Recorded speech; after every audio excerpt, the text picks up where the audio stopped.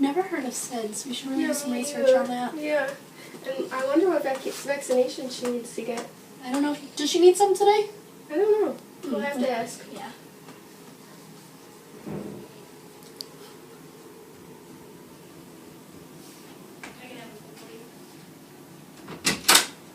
Hi guys! Ooh, I'm sorry about that.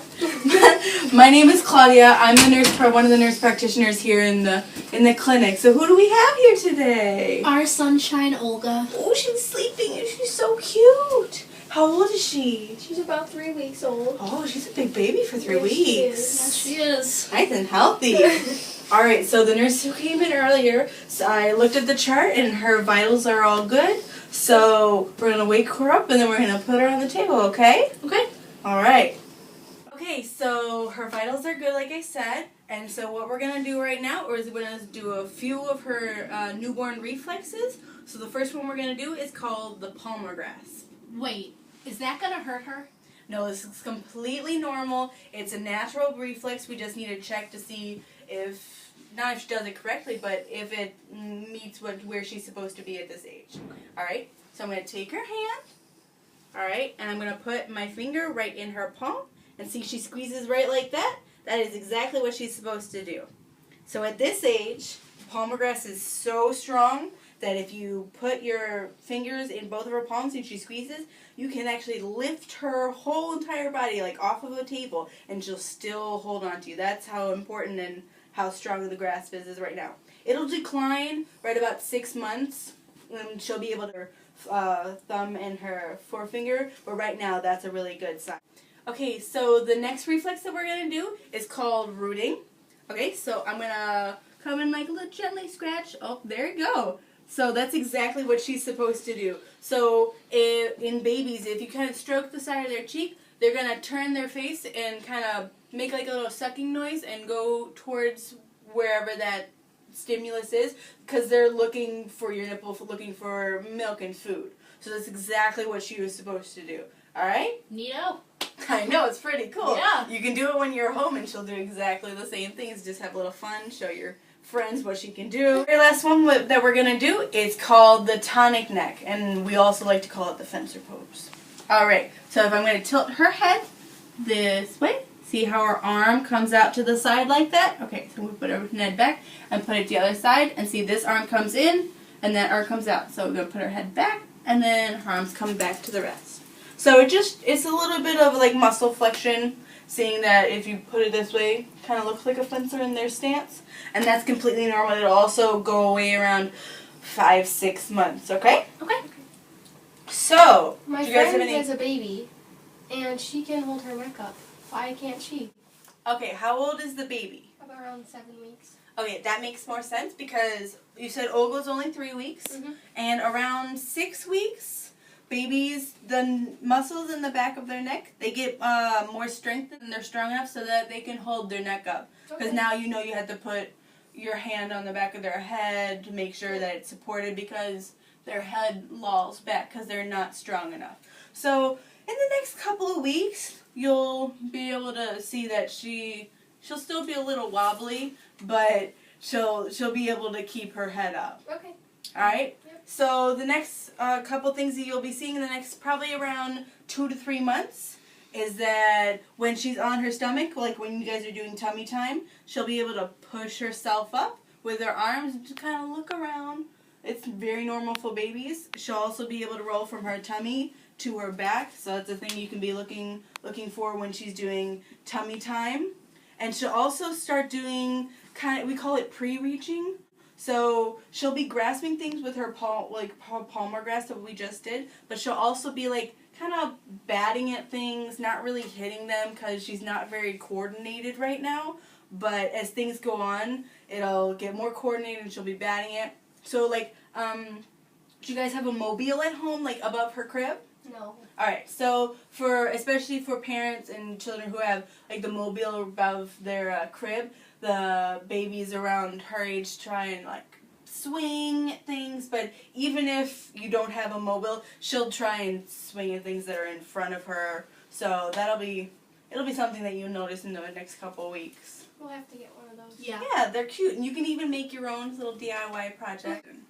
Okay, and so one of the last things that you'll probably be noticing is that I already told you that she'll be rolling from her stomach to her back, but she'll also... Oh, so this is okay. When was the last time that you fed her? Right before we left for here. All right, do you want to come check her diaper? Sure. Yep, everything seems good. It's all good? Well, this is completely normal, especially like when you're at home. You can kind of take her up in your arms, make sure she's been fed, and then her diaper's changed. But if, like, she's still being really, really fussy, just, like, pick her up, kind of rock her on her shoulder. Especially, like, if you walk around your house a couple times, maybe take a drive. Something that'll calm her down. Might take a little bit, but they cry themselves to sleep often. So she'll be able to roll from her stomach to her back, but she'll also be able to move from her back to her front. So especially when she's on like a table like this or like the changing table, make sure that there either are rails on here or that you're there at all times because she can roll off and we do not like those things. All right? Okay. Okay, I have another question. I was Okay. wondering, do we have a grumpy baby on our hands? Because she is never smiling. She doesn't like to laugh. So. Okay, so a lot of parents come in asking if like they're doing something wrong. They've always been smiling and laughing and like doing like fun things with their baby and the baby doesn't react. So at this stage in her little life, she's not really gonna be reacting too much to you. Okay. So probably also around like 3-4 months, she'll start smiling a lot. She'll start laughing. So it'll be more of a give and take relationship. Okay. But as of right now, she probably won't respond to the things that you're doing, as in like laughing or like smiling, but keep doing those things. Keep like stimulating her, laughing with her, making jokes, making funny faces. It's really good for her development. So, but eventually, so she'll start laughing and thinking it's funny. Okay. Now, the other thing is, I'm going back to work in a couple weeks. She's already back at work. Okay. And we need to look for a place for daycare. And we know that you have to find a place that's clean and safe and has licensing and accreditation and all that. But what else should we be looking for in a daycare? All right, so those are really good things. Those are like some of the basics. But when you go and visit places, like take little tours, make sure that there's a good ratio of like care providers to children. So it's usually 1 to 4 around her age.